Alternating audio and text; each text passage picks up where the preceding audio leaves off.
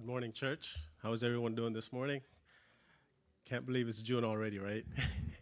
Just seemed like a couple of weeks ago we were finishing up our Christmas program and wondering what we're going to do next weekend.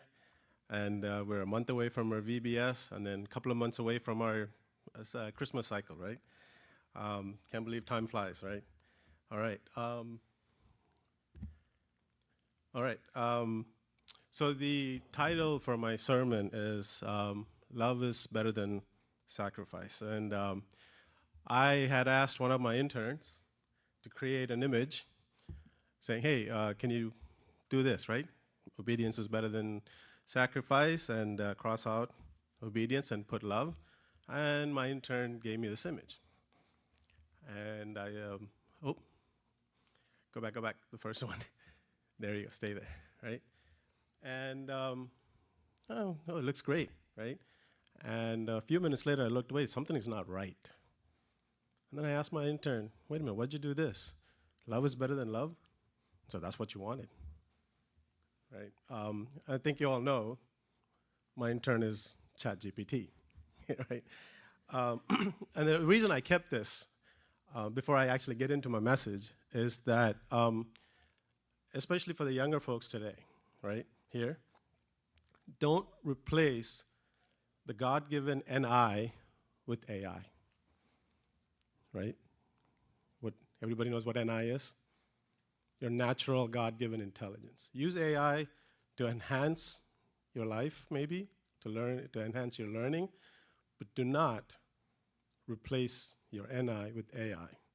Because what's going to happen with that is, one, you're going to lose knowledge. Two, you're going to have more time in your hands. And what does the Bible say about that? Idle minds and idle hands are the devil's workshop, right? So keep that in mind, right? In my generation, we have gone from a world without internet to fearing AI, right? What it's going to do. Is it going to take our jobs away? How is it going to upend everything in our lives, right? So it is scary, but again, don't replace NI with AI, right? So we'll move on to my message now. The title for my message today is Love is Better Than Sacrifice, right? As we read in Exodus chapter 20, the 10 Commandments, right? Everybody knows, right? As a child, that was probably one of the first, Psalm 23rd Psalm and 10 Commandments were the first things we were probably told over and over again to memorize, right? And the 10 Commandments, next slide. 10 Commandments, they're very clear and concise, right? Do this, don't do this, right? And then there's also no gray area. Very simple, right? There's no gray area, nothing, there's nothing left to interpretation, none of that, right? It's very clear. And then later on in Leviticus, God also told us what to do if we do fall, right? Because he knew we were going to fall. Can I go to the next one, right? So the atonements, right? Again, very clear and concise, exact instructions and procedures of what we need to do, right? But what happens is, over time, it becomes ritualistic. Human nature became that, you know what, if I do this, I'll just do this. If I do this, I'll just do this. And that's it, right? We just keep doing things over and over again, right? And then what happens over time again is that the human nature, excuse me, sorry about that. We want to find easy ways and loopholes, right? And we see that in 1 Samuel chapter 15:22. God told Saul to go destroy the Amalekites, but what does he do? He keeps the best livestock, keeps the king alive, and then when Samuel comes and asks him, he justifies it. He goes, oh, well, the reason I did this was because I wanted to keep this for God's sacrifice and all of that, right? So we want to find, it's our human nature to find loopholes and take the easy way out. And as I was thinking about this, I was thinking about school supplies. When our kids first started elementary here, a month before school start, we'd get that big list, right? I'm sure this still comes out. And then 2 weeks before school starts, Sarah and I'd be taking our kids, go to Walmart, Target, run around, spend about 2 to 3 hours finding all the different things in the checklist. And then I think the first year if I remember correctly, the first year there was one particular notebook that we couldn't find. It wasn't at Walmart, it wasn't at Target, it wasn't anywhere. So we went and asked the teacher, oh no, that you have to go find at the other store. So we'll go over there and find it, right? But what happened over time? Over time, somebody came up with an idea of, oh, you know what? Maybe if we can now package everything together and then tell the school, hey, look, if you pass this out, parents don't have to go spend 2 to 3 hours over at Walmart or wherever else you shop. And now everything is packaged together. We send it to school or ship it to home, and then we have to take it to school, right? And I think over time it became where they would even actually deliver it to the classroom. We didn't have to do anything, didn't have to lift a finger, right? And I was the first one to go, yay, great. Oh, thank you, brother.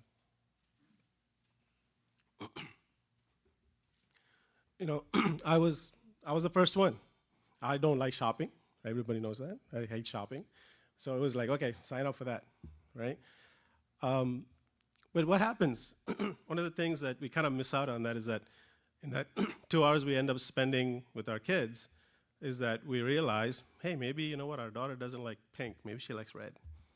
Maybe they don't like soccer but rather football, right? The time that we spend arguing, getting to know each other and all of that, that's get replaced because we want to find the easy way and the loopholes, right? Then when I was also thinking about this, Sarah was listening to a message and then she shared something with me and I thought this very apt for this as well. We all know about the passage where Jesus is angry at the sales going on at the synagogue. We all know that, right? He goes over, he gets upset, turns everything over, right? But there was another potential reason why he was very, very angry about that. And the reason is this, right? In Leviticus, all the offerings and all of that, right? There's like, hey, do this, bring this over, get this ready. There has to be an equal measurement. So as you are preparing that, you're doing the work. And psychologically, the next time you do something, right, you'd go, wait a minute, last time I spent 3 hours getting all this ready, toiling in my garden, taking care of the animals, making sure it's the firstborn, doing all those things, right? But now, potentially what had happened over time was that same thing like the school supplies. Somebody figured out, you know what, I can sell that at the synagogue, and whoever now is coming to synagogue, they don't have to bring it. They don't have to bring it. So now I go to the synagogue, go to the market. Maybe, who knows, maybe they had the pre-packaged already, just like the school supplies. Hey, if sin A, here's the package A, sin B, package B, right? Makes things simple, right? And then there's the other part of that as well, is that when you're bringing things from home to the synagogue, I am sure, right, that there was somebody sitting there watching. Hey, Jabba is bringing these things, so he must have done A, B, and C this week, right? That's our nature, right? Oh, it looks like Sarah and Jabba had a big fight, so they're both bringing these things, right? That's what it is, right? And then if we move that forward to today, all right, Friday night, we probably would have had a church committee or a group, right? Where Friday night, we would all be sitting there sending on our WhatsApp, okay, I need this, this, and this, and this, right? That's what would have happened. And again, that's the human nature, right? Over time, we forget why God told us not to do the sin, but rather saying, you know what, it's easy to do that, and then we'll just do these things, and that's it, it's taken care of, right, over time, right? And then even communion today, right? Not just in our church. Don't get me wrong. I know the reason why we do the things we do in our church, but we see in a lot of churches, right? It used to be the communion was There was a liturgy, there was a service associated with that. We said the creeds, we did prayer, and then we would all come up one by one, kneel, take the communion, go back, right? But now today everything's prepackaged because we want to be done. We want it to be done quicker, right? Another important aspect of that coming to the front to receive the communion was, remember in India, what do they do? Ladies come on one side, men come on the other side. It isn't necessarily just to separate, right? It is that maybe the person that you're standing next to in line was the person that you had an argument this week, and now you're forced to stand in front of him or behind him, and you have to say something, right? Maybe there's something that pricks you and that goes, hey, you know what? While you're taking a communion, when the person's standing in front of you and you had an argument and you haven't apologized. Those things we kind of forget. And we just say, okay, you know what? It's communion. Let's do it. We're sitting with our family. Maybe Ashok and I had a problem last week, and I don't have to face him. I'm sitting there with my own family, and it's all good, right? So those are things that over time in the Bible, right, and even today, right, we become very attuned to doing things easy, simple, and that's it, right? So it becomes easy. It becomes easier to sin, and God says, and then, in Matthew, right? Here comes Jesus, the person that, very interestingly enough, other than the Bible, there's no record of Jesus existing. There isn't any. There's no birth certificate. Romans who are very meticulous in note keeping, there's nothing in their books about Jesus. Nothing. But the Bible says he lived. We know that he lived, right? A few years ago, Life magazine, they did a cover of the most important people that have lived over the 2,000 years. And you know who the person they picked as number one? Jesus. Jesus was the reason. He is the reason, right? And then he comes along, our Savior, our Christ, and a rebel. Jesus is a rebel, right? When he came along, things were different. Then he comes in, he goes, no, I'm not here to fulfill the law. I'm here to break the law, and all that. And then when somebody is testing him, and it is a test, right? It's we read in the passage before, I think it's in chapter 22, verse, is it, 34, right? We see that when Pharisees heard that he had silenced the Sadducees, they gathered together and they said, hey, somebody had a crack at him now, let's see if we can do better, right? And then the lawyer comes and asks. And then Jesus says, what's the greatest commandment? Hey, love, right?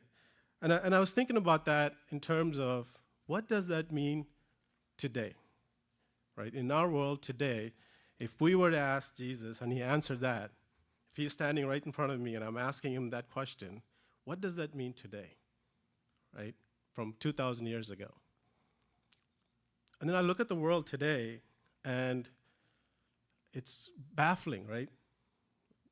The ways to sin has exponentially increased, and it keeps increasing every day, right? Every day it keeps increasing, right? How many of you watch sports events? If you're watching sports event, how many commercials are there for betting? Even in Texas, I think we're not supposed to bet or something, but there are so many commercials where they encourage you to bet. Gamble, right? And with phones now, you can sin in the comfort of your own room. Nobody has to know, right? And it's very not interesting, but very mind-blowing and baffling and sad, actually, right? And then I was kind of thinking, okay, so well, if he didn't say that, and we followed Leviticus, can you imagine the book of Leviticus would have to be changed almost every day, every hour. We'd have to have a version A, version B, version 8.1, 8.2, almost constantly changing because the ways to sin and sin itself is increasing. It's not decreasing, it's increasing, right? To give you an example, I was reading about a band that I sometimes listen to, and they've hired a new singer. And never heard of the singer. So I went, kind of looked up the bio of the singer, and said the singer follows a straight edge lifestyle. Straight edge lifestyle. I've heard of vegetarian, non-vegetarian, vegan, gluten, non-gluten, right? Straight edge lifestyle. And of course, if there's one, there has to be another. Opposite of the straight edge is bent edge lifestyle, right? And then I think a few weeks ago, I was looking at something, they said that there's now a furry lifestyle. So again, the world we live in today, the sin and ways to sin, it just keeps increasing. It doesn't decrease, right? So Jesus comes in and he goes, hey, don't worry about obedience so much, but rather it's about love. It's about loving God and loving one another, right? Because if we look at obedience, obedience is what? Obedience is doing something because you have a fear of the reprisal, right? That, hey, if I don't obey this, I got to do this, right? There's a consequence of disobedience, right? But what is love then, right? If we were to say, can somebody give me a definition of what love is? It's an emotion, right? And then in Matthew, when this is happening is the Passion Week. It isn't happening, at the beginning of the ministry or anything like that, right? It is actually the week that Jesus had come into Jerusalem, and it's happening on the Passion Week. He says this about love, and then a few days later, he shows us what love is. And I was listening to Natalie during the praise and worship, and there's always God works in mysterious ways. I don't think she knew that I was preparing the sermon on love. I didn't know that she was going to say that. But she said exactly what I was going to say, right? Within a few days, God shows us what love is. He sacrifices himself on the cross, not because he has to, not because there's, it's not because that's something that if he doesn't do it, God is going to punish him or anything like that. No, he does it on his own. He shows us what love is, right? And then in Corinthians, there's also about what love is, right? That what is love? Character of love, right? Love is patient, kind, it doesn't boast. We all know this, the chapter, so I'm not going to say it again all over again, right? But what love is that if you look at that word love, there's one letter that's missing. What is that? Anybody? There's one important letter that's missing in that 4 letters. I. There is no I. Right? So love is not about myself, it's about others. Love is not about doing something, expecting something in return, but rather doing something because we care for that person. Right? It is not, hey, I'm going to love you so that you can come love back, and I think that's what Natalie also mentioned. It's doing something or feeling something without expectation. And Jesus did that for us, right? He's a role model for us in that sense, right? That he sacrificed himself on the cross, not for the people that lived in that time period, not just for the people that lived before he did, but also for people that came after he did, for us, for me, for you, right? I often kind of think about it this way, that when I read the passages about crucifixion, I always say, hey, the 3 people that crucified Jesus is still in this room today. Right? 3 people. Anybody guess who the 3 people are? Everybody's looking at each other right now. Me, myself, and I. That's the 3 people. Not about anybody else. It's about me, myself, and I. right? And I want to end kind of with this thought a little bit here, right? As I was thinking again about love and what love is and all of those things, it's different things to different people, right? It just meaning what it means to me in my world, right? And it's love is sometimes is the very simplest thing, right? It is a cup of coffee, right? It is, as we are all coming to church, we're all here every weekend. If you see somebody who's usually very bubbly, very energetic, and then for a few weeks they're kind of down, they're not talking to everybody.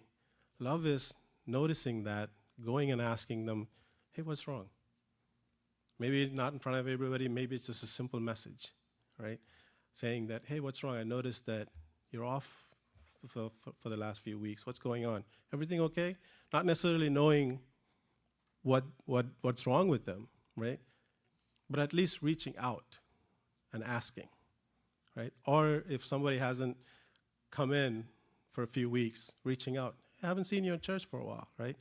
And then in our, in our greater community, in our work, right? If you and your fellow colleague had a disagreement, and maybe see him in the hallway or on Teams or something, and just say, hey, you know what? You and I had a disagreement. Turned out that you're right and I was wrong. Sorry about that. When we do those things, that becomes more powerful of a testimony than anything else that we can say, anything else that we can, we can say to that person or do. It is that simple things that we say, right? And I also want to kind of end with another thought here too as well. Kind of go back to Garden of Eden, right? When Adam and Eve were there, God creates them. He created Adam. We know the story. He creates Adam. He finds that Adam is lonely. He creates Eve. And then what does he do? Does he just leave them alone? No. He comes and walks with them every day, right? He's their friend. He doesn't, I don't know if they thought of him as his friend, but he thought of them as his friend. He would, whatever he's doing, he would leave that, come every week, every day, talk to them, spend time with them, right? And now comes Satan and says, hey, here, eat this. What does Eve do? She takes it.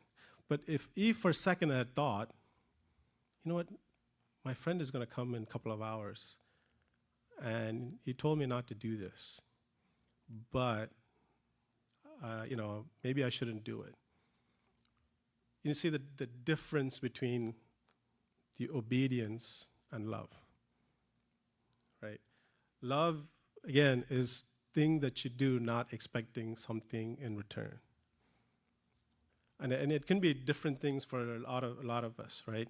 But from our relationship with Jesus and God, it is not doing things because we love him and not worrying about the sacrifices or the things that we have to do if we do that, or if we do the things that he tells us not to do, right? The dynamic changes in that way. It becomes a little bit more profound in that it isn't we're scared of him, but he is our friend. He's our father, right? A father had recently shared this, and I was kind of thinking about disobedience and love, and it was a conversation that a coworker of his child had shared with him, right?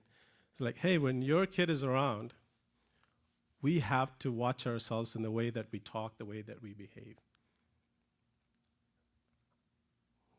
I'm like, okay, what's a big deal about that, right? But because the kid loved the parent so much and understood what is meant, what they taught him, that he carried himself in a different way that others noticed. It was because, well, my parents aren't here, so I can do whatever I want, I can say whatever I want. No, it wasn't that, right? It was that love that he has. So as a father, right, when that person has said that to me, you can see the pride. And I kind of felt that's the way that God is with us, right? When we don't do the things that that he tells us not to do, not because we're scared, but rather it's because we have that love for him. It's profound. It's a next level, right? It's not about being scared, but rather wanting to please someone without expecting something in return, right? So, so maybe the title of this would be, instead of love is better than sacrifice, is this love is better than above everything, right? Right. Thank you, and hope you all have a great week.